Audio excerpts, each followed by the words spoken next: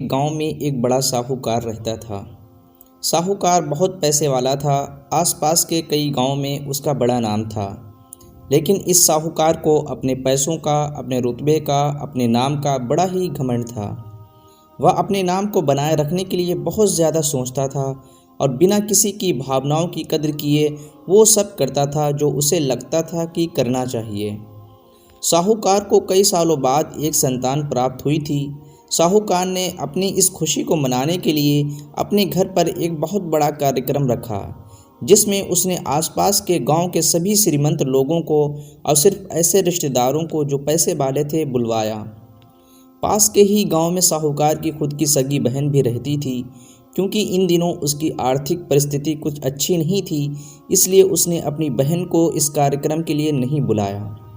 साहूकार ने जिस कार्यक्रम का आयोजन किया था वह इतना भव्य था और इसके अलावा उसमें इतने प्रसिद्ध और श्रीमंत लोग आने वाले थे कि इस कार्यक्रम की चर्चाएं हर गांव में होने लगी। यह खबर उस साहूकार की बहन तक भी पहुंच गई। बहन को यह जानकर बहुत ज़्यादा खुशी हुई कि इतनों सालों बाद उसके भाई को आखिरकार संतान सुख प्राप्त हो ही गया। बहन ने सोचा कि भाई गलती से इसके बारे में बताना भूल गया होगा और अपनों को भला कोई न्योता देता है। भोली बहन ने अपने भाई के यहाँ उस कार्यक्रम में जाने की तैयारियां शुरू कर दीं। जिस दिन वह कार्यक्रम था उस दिन बहन सुबह सुबह ही अपने भाई के घर जाने के लिए निकल पड़ी।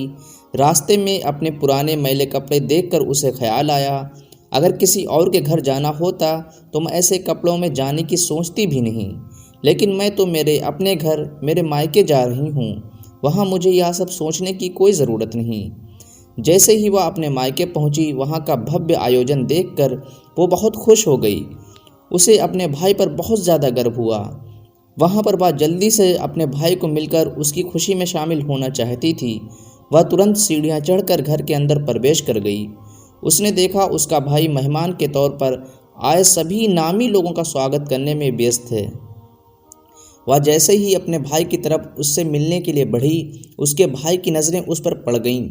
अपनी बहन को ऐसे मैले पुराने कपड़ों में देखकर भाई ने उससे मिलना तो दूर बल्कि तुरंत बहाना बनाकर वहां से निकल गया। बहन ने सोचा इतने लोगों में बेचारा अकेला भाई क्या क्या करे, ज़रूर उसे कुछ काम याद आया होगा, इसलिए वहां से चला गया। बहन बाद में अपनी भाभी से मिलने गई। भाभी ने उसका स्वागत किया, उसे खाना खाने के लिए आग्रह किया।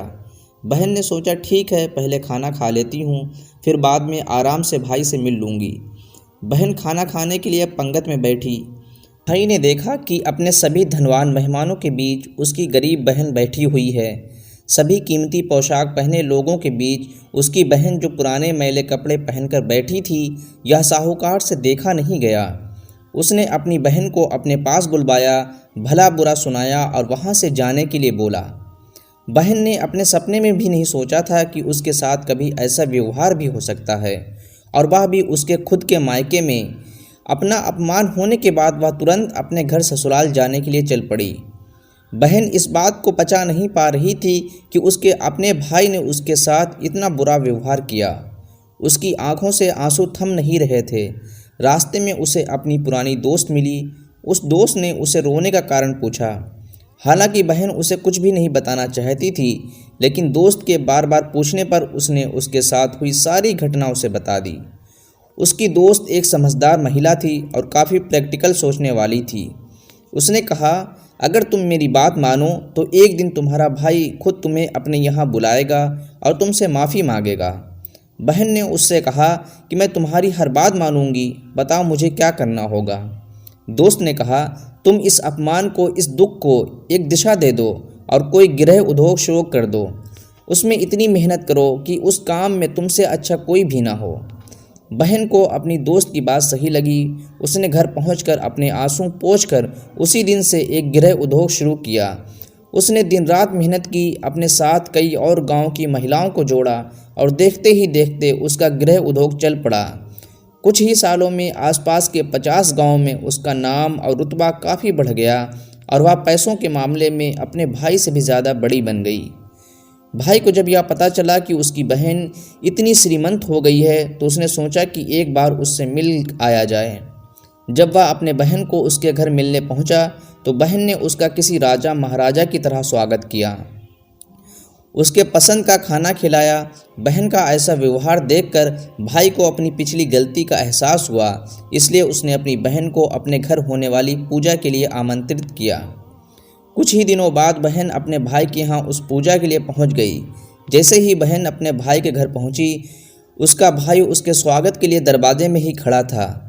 बहन अपनी महंगी गाड़ी में आई थी। उसने बहुत कीमती साड़ी, उससे भी ज़्यादा कीमती गहने दागिने पहन रखे थे।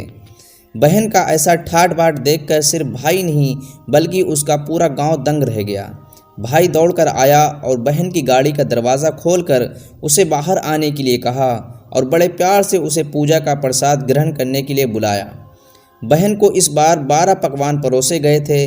चांदी की थाली में उसे खाना दिया गया था, साथ में एक सोने की चम्मच भी रखी थी। उसके बैठने के लिए बेशकीमती पाट रखा गया था। बहन को यह सब देखकर उसके वह पुराने दिन याद आ गए जब भाई ने उसे बिना खाना खिलाए ही भला बुरा कहकर वापस लौटा दिया था। बहन खाना खाने के लिए तो नहीं बैठी, उसने अपने सारे कीमती दाग दागिने और जेवर उतारकर उस थाली के सामने रख दिए और खाने में से कुछ निवाले उन दाग दागिनों पर रख दिए। बहन का ऐसा व्यवहार देखकर सभी हैरान थे। किसी को नहीं समझ आ रहा था कि बहन ऐसा क्यों कर रही है, आखिर वह क्यों इन जेवरों को खाना खिला रही है। जब सभी ने उससे पूछा कि वह ऐसा क्यों कर रही है, तब बहन ने सबके सामने बताया, आज जो उसका इतना मान सम्मान हो रहा है वह दरअसल उसका नहीं, उसके इन्हीं कीमती दाग दागिनों और कपड़ों का हो रहा है। क्योंकि मैं तो अभी वही पुरानी साहूकार की बहन हूँ। अगर कुछ बदला है तो वह मेरी परिस्थिति है, मेरे कपड़े और गहने हैं। भाई ने अपनी गलती का एहसास होने पर इस बार अपनी बहन के पैर पकड़कर माफ़ी मांगी। बहन जो पहले ही अपने भाई से निस्वार्थ प्रेम करती थी, वह अपने भाई को माफ़ कर दिया और उसे गले लगा लिया।